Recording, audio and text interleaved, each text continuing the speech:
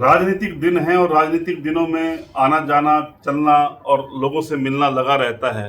राजनीतिक दिनों में ये भी बात कही जाती है कि जो नेता हैं वो काफ़ी बिजी रहते हैं और बिजी रहना भी चाहिए, लेकिन राजनीतिक दिनों में ये बात भी उठती है कि कौन काम कराएगा, कौन सा लीडर हमारे बीच का होगा, जनता का विधायक कौन होगा, जनता से जिससे सीधी बात कर सकती हो, जनता जिसके घर जा सकती हो और जनता 2 बजे जिसका दरवाज़ा खटखटा सकती हो, ऐसा लीडर जनता करनाल खास तौर पे बहुत पाना चाहता था। और पिछले 10 साल के इतिहास में करनाल को मुख्यमंत्री तो मिला, करनाल को दो दो मुख्यमंत्री मिले, लेकिन विधायक उन्हें नहीं मिल पाया। हम बात कर रहे हैं इस समय कांग्रेस नेत्री पूर्व एमएलए सुमिता सिंह जी से। आपका नमस्कार मैडम, आपका स्वागत है हमारे चैनल में। Thank you so much.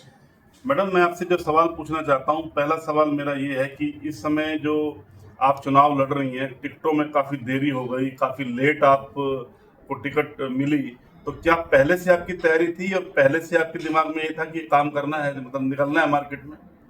देखिए, मैं बड़ी देर से लोगों के बीच में थी और मैं तो कांग्रेस पार्टी का प्रचार कर रही थी। मैं जहाँ भी जाती थी लोगों को बोलती थी बदलाव का समय है। और कांग्रेस के लिए मैं काफ़ी देर से लोगों के घर जा जा के मैं पार्टी का प्रचार कर रही थी। और जो हमारी टिकटें लेट आई, हो सकता है कोई पार्टी का कोई उनकी रणनीति हो, कोई प्लानिंग हो।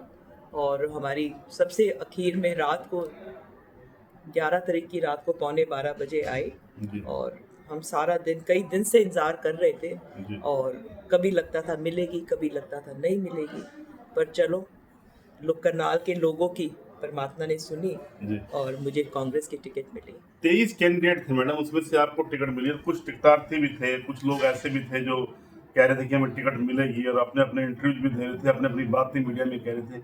तो क्या वो सभी के सभी आपके साथ आ गए हैं या कोई दिक्कत आ रही है?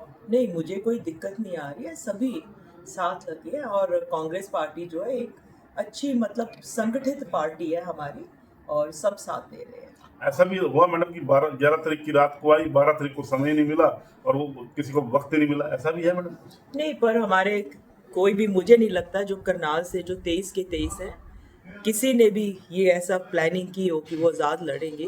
अब देखिए, भाजपा वालों ने भी तो आज़ाद लड़ा, जी। पर कांग्रेस वाले जो हैं बहुत कम, कोई कुछ ऐसा हुआ होगा, नहीं तो ऐसा कहीं किसी ने किया नहीं। आने वाले समय में जब आपको जो है जनता विधायक का ताज देती है दोबारा से, क्योंकि 2 बार आप 2 प्लान आप जो है विधायक रही हैं, तो क्या एजेंडे हैं आपके दिमाग में, क्या प्राथमिकताएं हैं आपकी करनाल को लेकर? क्या महसूस करते हैं कि 10 साल में करनाल आगे आया या पीछे चला गया है? देखो, 10 साल करनाल आगे नहीं चला, बैक फुट पे रहा है, पीछे चला गया। जी। क्योंकि 10 साल यहाँ मुख्यमंत्री रहे। मुख्यमंत्री बहुत कुछ अपने कॉन्स्टिट्यूंसी के लिए कर सकते हैं, कोई बड़े प्रोजेक्ट्स ला सकते हैं जहाँ पे लोगों को, बच्चों को रोज़गार मिले, कोई यूनिवर्सिटी, कुछ और ऐसा कर सकते हैं। कुछ भी नहीं किया। और हम आपकी चाहते आपकी हैं, प्लानिंग है कुछ ऐसी, कुछ लाने की? हमारी प्लानिंग है कि कुछ ना कुछ ऐसा करा जाए जी। जिससे नौजवानों को रोज़गार मिले। जी। कोई स्मॉल स्केल इंडस्ट्री या कोई कॉटेज इंडस्ट्री जहाँ बच्चों को, नौजवानों को कोई सब्सिडीज़ दी जाए, कुछ इस प्रकार से करा जाए कि बच्चों को यहाँ नौकरियाँ मिले और शहर का विकास हो। और दूसरा, जो कानून व्यवस्था इतनी खराब है, लोगों को, मैं आज सुबह, हमारी कॉलोनी में मीटिंग थी, तो कुछ भाइयों ने, लोगों ने ये कहा कि जी अननोन नंबर से फ़ोन आता है, हम फ़ोन नहीं उठा रहे हैं। इतनी दहशत है कि कहीं कोई ये रैंसम, ये जो पैसे मांगते हैं, वो कॉल ना हो। और करनाल के अंदर कितने लोगों को इस प्रकार से आ चुकी है। कानून व्यवस्था को ठीक करना, जो बच्चे हैं आजकल, नौजवान नशा करने लगे हैं, उसको भी कंट्रोल करना, और विकास हमारा होता है। करनाल सिटी से जो है सीएम सिटी का तमगा हट गया है, आपकी बार चुनाव मैदान में है आप, और सीएम सिटी का तमगा पहली बार हटा है। 10 साल से जो है तमगा था, पहले मुख्यमंत्री थे, फिर दूसरे मुख्यमंत्री भी आए और अब कोई मुख्यमंत्री यहाँ से चुनाव नहीं लड़ रहा है। और क्या ये समझते हैं कि कांग्रेस की लहर है इसलिए ऐसा हुआ है? देखिए, हम तो इंतज़ार कर रहे थे, मैं तो चाह रही थी कि मुख्यमंत्री नायब सैनी यहाँ से लड़े और मुझे मौका मिले उनको हराने का। जी। पर वो यहाँ से चले गए, जी। क्योंकि शायद उनके मन में डर था, क्योंकि कुछ किया नहीं।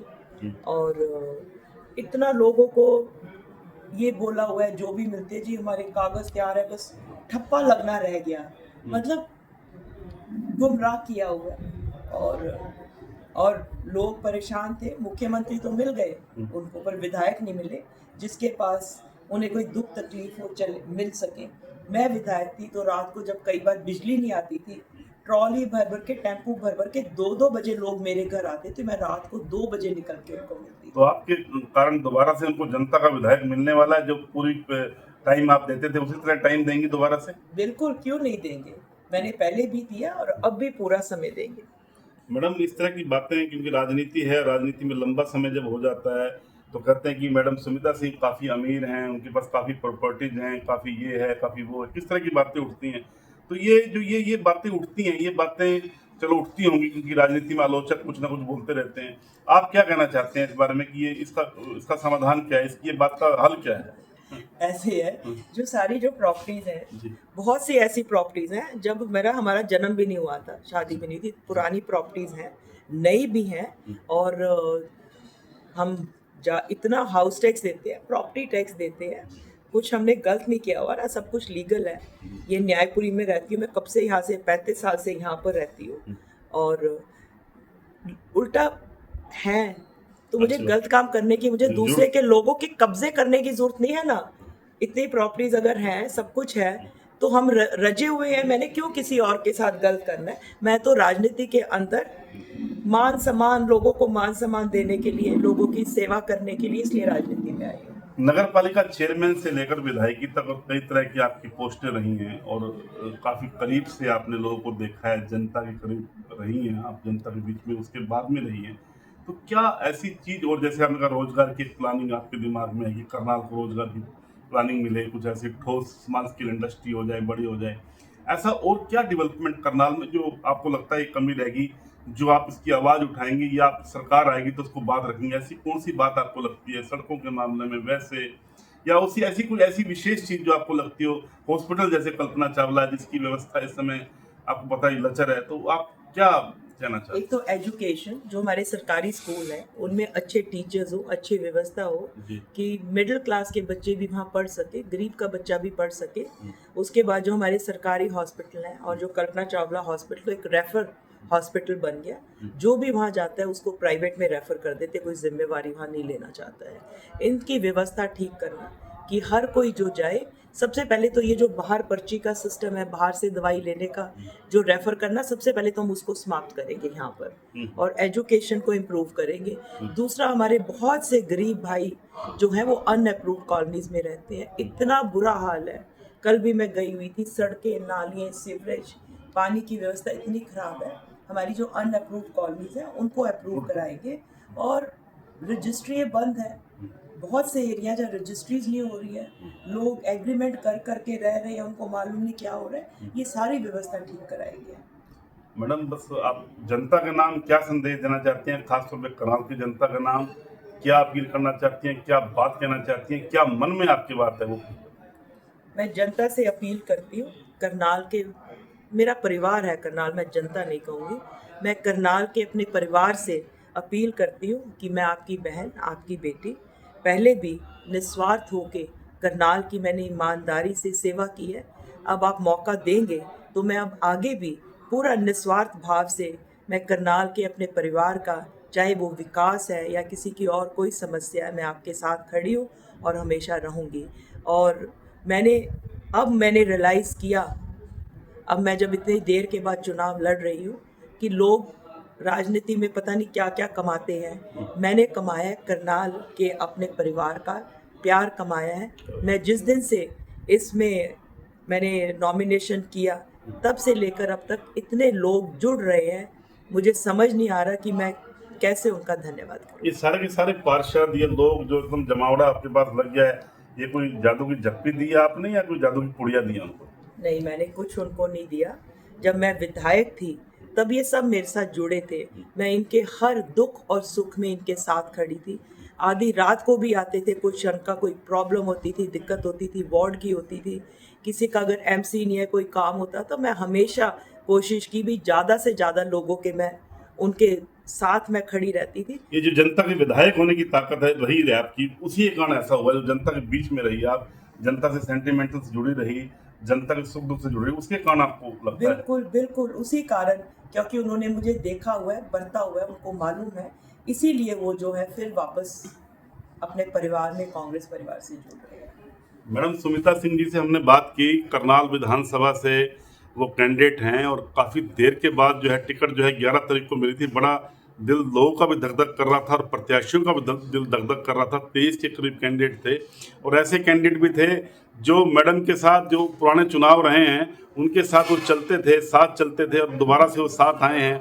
हम किसी का नाम नहीं लेना चाहते, लेकिन ये बात है कि मैडम ने 3 बातें बड़ी प्रमुख रूप से कही हैं। नंबर 1 बात तो रोजगार का मुद्दा, वो कह रही है कि रोजगार जो करनाल में जो कोई इंडस्ट्री है इसके लिए प्रयास करेंगी। दूसरी उन्होंने एजुकेशन की बात की है। तीसरा उन्होंने गरीब तबके की अनअप्रूव्ड कॉलोनी को अप्रूव कराने की बात करी है। और सबसे बड़ी बात उन्होंने कही है कि जनता का विधायक यहाँ से खो गया था, जनता का विधायक यहाँ से गुम हो गया था। मैं जनता के विधायक के रूप में काम करूंगी, क्योंकि मैं पहले भी जनता के विधायक के रूप में काम किया, पहले से ज़्यादा मेहनत, पहले से ज़्यादा संघर्ष से काम करूंगी। उन्होंने एक अपील भी की है जनता के नाम पे। उन्होंने ये कहा है कि मैं आपकी बेटी हूँ, आपकी बहन हूँ और पुराने समय से आप मुझे जानते हैं। इंसान में कुछ कमियां और खामियां रहती हैं, लेकिन अनुभव इंसान को बहुत कुछ सिखाता है। मैडम सुमित्रा सिंह ने अपनी बात बड़ी दिलशाद तरीके से रखी है। और एक बात उनके लिए मैं ये कहना चाहता हूँ कि जो जो पूरे के पूरे लम्हे होते हैं, जो कोई लोग आते हैं जाते हैं और लोग उनसे मिलना चाहते हैं, लोगों से मिल नहीं पाते, विधायकों से मिल नहीं पाते, लेकिन उनके बारे में छवि ऐसी है कि वो हर टाइम अवेलेबल रहती हैं और रात को भी अवेलेबल रहती हैं, खासतौर पर समस्या सुनने के लिए। तो हमने बात की उनसे। मैडम का शुक्रिया, मैडम का आभार। और जो है आप इस खबर को लाइक करें, कमेंट करें, शेयर करें। मैं संदीप साहिल, प्रदीप मेहता के साथ।